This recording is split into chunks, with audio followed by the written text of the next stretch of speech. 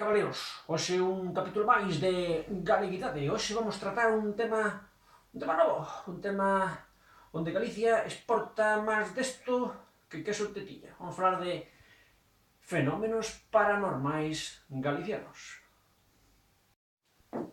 Coñecedes, tedes oído falar do bosque animados, Amantes de Teixido, etc.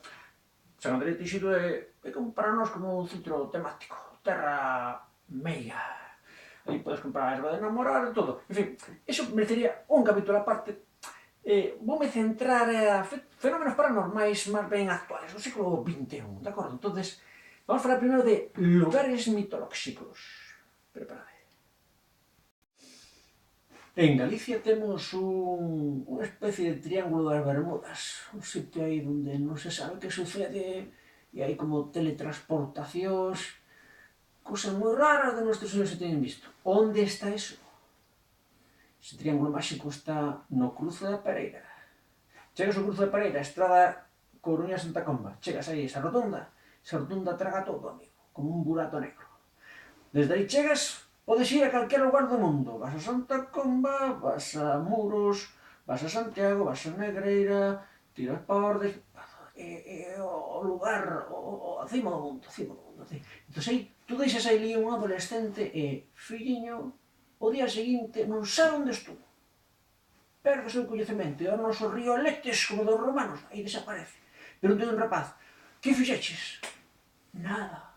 Onde estuveches? En ningún sitio. Con quen estuveches? Con ninguén. E ti hasta te pode decir, cara, non debo facer, é pouco problemático a situación. Amigo, logo empezas a ver que o rapaz aí dá o alcoholímetro tal, tes unha multa da Guardia Civil, pasaron cosas aí, entonces. Amigo, o noso triángulo de Bermudas, o cruce da Pereira, ten cuidado cando pases por aí. Ben, vamos agora a falar de, xa que temos falado de lugares, vamos a falar tamén de personajes mitolóxicos. Non vou falar da Santa Compaña, porque iso tamén merece un capítulo aparte.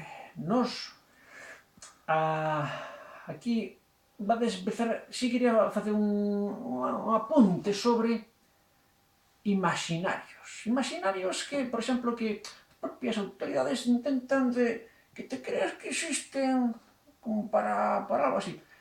Fálanse de banco de terras, cooperativas, as sociedades de organización forestal. Ninguén cree en eso, porque son inducidas, non son naturales. Ora, na Santa Compaña, xa te digo que hai xente que cree, carallo, hai xente.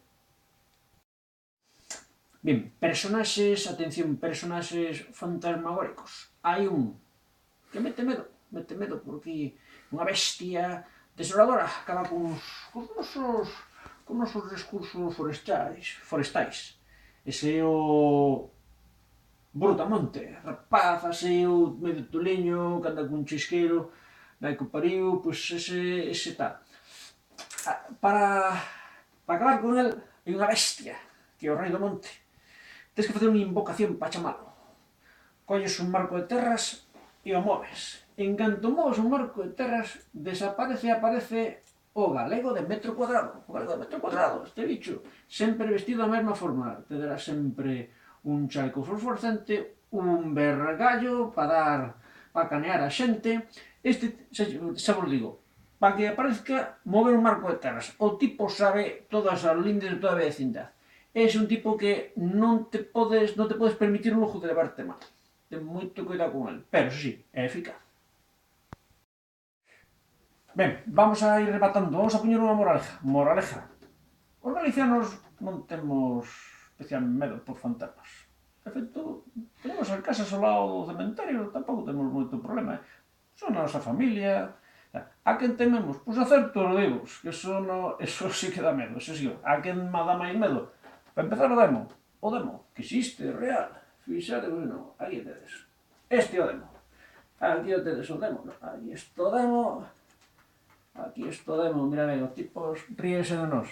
Lembrade esta data, 28 de xuño, Día de la Liberación Fiscal. Hasta entón, estamos traballando para o demo. Despois, a partir de aí, xa empezás a traballar para nós. 186 días que traballas para ti. Pero primeiro hai que darlle pau a este. Cuidado. E, por certo, xa vos digo que ten moita fame e vai ir comendo máis. Chúpate a vida. Ter medo dos zombies, que... Máchate un mordisco, pero este chúpate toda a sangre que hai. Pánico. Desolación. Vamos, ganas de fuxir.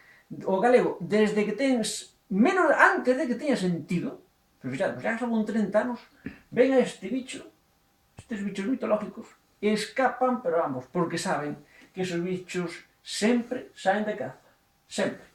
Hai estes, agora de vida, amigo. Os galegos sempre sabemos que pasas diante deles con medo, porque a veces parece como que non van por ti, pero van pillar a alguén.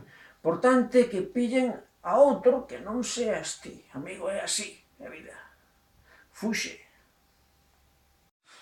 Ata aquí está o noso programa de galeguidade, amigos. Esperamos que sacades aproveitamento. Nada, esperábamos outra vez máis aquí en Galeguidade. Chatadalle a man arriba os likes que vayan subindo o noso canal. Venga, forza, a seguinte.